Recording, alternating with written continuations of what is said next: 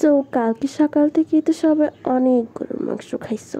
Stake কি এখনো try করছো? চলো আজকে তাহলে স্টেক খাওয়া যাক।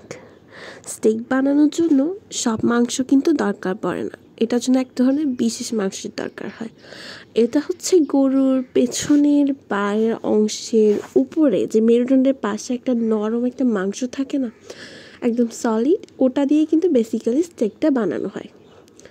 সো আমি প্রথম ওই মাংসগুলোকে পাতলা করে কেটে এগুলোকে ভালোভাবে ধুয়ে নিলাম। তারপর একটা টিস্যু পেপারের সাহায্যে ভালোভাবে মুছে নিলাম যাতে কোনো ধরনের পানি এখানে না থাকে, কারণ যদি পানি থেকে যায় তাহলে ওটা কিন্তু ভাজার সময় সমস্যা করতে পারে, ভাজার সময় পানিটা লিক হতে পারে। তার জন্য খুব ভালোভাবে এটাকে মুছে ফেলতে হবে।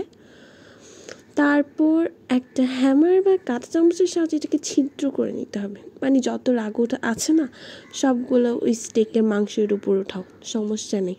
আর এটা ফুটো করার কারণে হবে এটা কি, যে তুমি যে ম্যারিনেট করার সময় যে মশলাগুলো আছে না এগুলো ভালোভাবে মাংসের মধ্যে ঢুকে যাবে।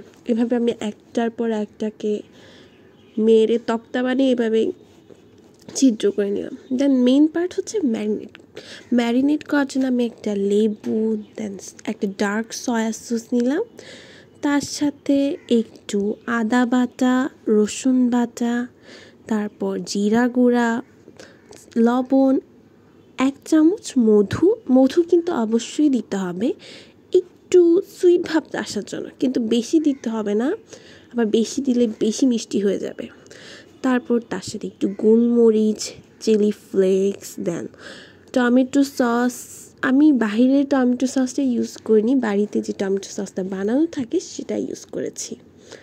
তারপর একটু অলিভ অয়েল, যদি অলিভ অয়েল না থাকে তাহলে ঘিটা ইউজ করা যায়, আমি ঘিটা ইউজ করছি। তারপর ভালোভাবে ওটাকে মিক্স করার পর যে মাংসের টুকরোগুলো আমরা কেটে রেখেছিলাম ওই কেটে রাখা মাংসগুলো ভালোভাবে ওটার মধ্যে দিয়ে একদম মিশিয়ে 10 থেকে 12 ঘন্টার জন্য ওভাবে ম্যারিনেট করতে রেখে দিতে হবে, লাইক ওভারনাইট ম্যারিনেট করা যেটাকে বলে। 10 থেকে 12 ঘন্টা ম্যারিনেট করার পর একটা ফ্রাইং প্যান বা সসপ্যানে একটু বাটার আর অয়েলটা দিয়ে দেবো। অবশ্যই কিন্তু বাটার দিতে হবে, কারণ স্টেকটা বেসিক্যালি বাটার দিয়েই ভাজা হয়।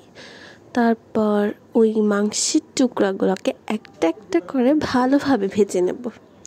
দোনো পাশ কিন্তু একদম লাল হয়ে আসতে হবে, মানে একটু পোড়া পোড়া ভাবটা আসতে হবে।